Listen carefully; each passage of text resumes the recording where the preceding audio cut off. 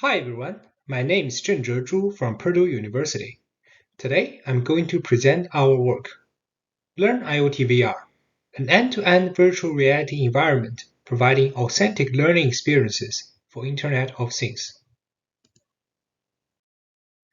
The Internet of Things refers to the connected system of physical objects that are embedded with sensors and actuators. It enables everyday objects to sense the environment and perform tasks without human intervention. IoT technologies have received ubiquitous adoptions in numerous industries, such as home automation, manufacturing, and transportation. This emerging field poses high demand for students with IoT knowledge. Therefore, we are highly motivated to explore novel approaches to expand the reach of IoT education. Currently, most IoT education takes a hands-on approach, where students learn to create IoT applications with components provided in an educational toolkit. However, these components are often too simplified and have too many constraints, which could restrict the scope of applications. Meanwhile, the IoT components are presented separately from the real-world application environment, which could result in learning without enough context. To address these issues, some educators have created laboratories where IoT devices are spatially installed and realistic applications are recreated. However, this approach has limited scalability due to its high setup and maintenance cost.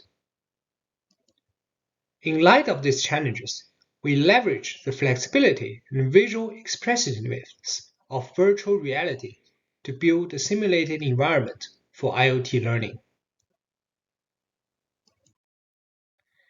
Programming is an essential part of hands-on IoT learning. Some works have adopted the immersive programming technology, which allowed users to program object behaviors directly within the VR environment, so that context switch is minimized. This work aimed to help users achieve higher productivity. Therefore, they employ simplified programming primitives such as icons and arrows to bypass some low-level coding structures, which is essential for scaffolding the learning process. On the other hand, the block-based programming language, which was initially designed for the educational purpose, preserves enough scaffolds and implementation details for IoT learning. To leverage the benefit of both immersive programming and block-based programming, we develop our customized 3D block-based language, which allows students to immersively program a variety of IoT applications directly in VR. Now, let me briefly talk about the overall workflow using an example, where a student implements a smart door that will automatically open when the user approaches. The student starts the learning process by installing the motion sensor above the door frame and the servo motor inside the door shaft. The students then program the interaction behaviors between the motion sensor and servo motor with our block-based language. After the programming is complete, the students explore the IoT application by navigating their virtual avatars to approach the door, while checking if the door would open as expected. During the installation process, the students first select from a variety of sensors and actuators from the library, wires them to the microcontroller, and put them into designated places. How components are installed would affect their behaviors.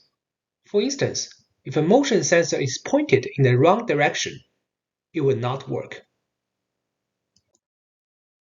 In the programming process, the students need to organize the block-based language in the central workspace to define the interaction behavior of components. If certain function blocks or variety blocks that are specific to a IoT component, the system displays them directly above that component. The rest of the general-purpose blocks are organized and listed on a toolbox panel. After assembling the required code blocks into the central workspace, the student can further adjust the parameters inside the function blocks. If the IoT component is not installed locally, the student goes to where it is located, creates a replica as its proxy, and carries the proxy to the local space. The associated function of the components will be displayed on top of the proxy, which can be added to the main program. During the exploration process, students actively change the environmental context and see the corresponding effects on the implemented IoT system. We allow students to utilize their body movements to alter the environmental context, which is intuitive and realistic as it resembles real-life scenarios. However, it is hard for students to fine-tune the environmental parameters using this method, which might be needed for testing some applications. Therefore, we allow students to directly set environmental parameters such as smoke level in the room through a control panel. To help students quickly identify unexpected issues, the system can display the real-time sensor readings on top of the sensor. For example, the distance reading is displayed on the motion sensor. To add to the realism, the effect of environmental changes, such as a rising smoke level, is observable immediately. To demonstrate the diversity of learning experiences supported by our system, we showcase 3 more IoT applications that students can implement and explore. A plant watering system, where the humidity sensor monitors the soil dryness so that the linear actuator will pump up water if needed. A smart bathroom that can automatically turn on the motor in the fan to disperse the moisture. And an automated factory. The pressure sensor detects if an object is on the conveyor belt. If so, the motor under the conveyor belt and the linear actuator on the sliding rail are activated in sequence in order to deliver the object to the final location.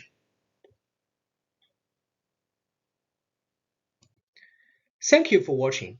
For more details such as user studies, please refer to our paper and video.